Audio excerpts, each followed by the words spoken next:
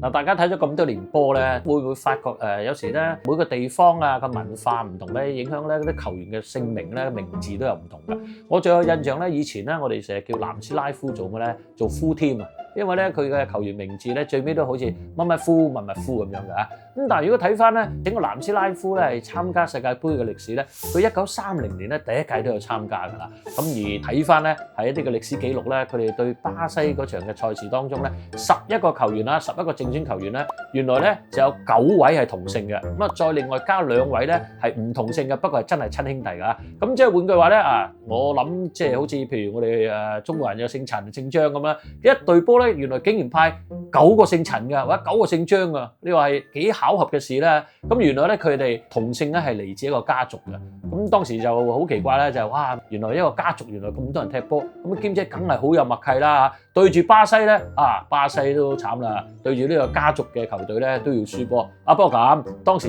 1930年咧，巴西絕對唔係強隊嘅，咁所以輸波又有幾奇啊！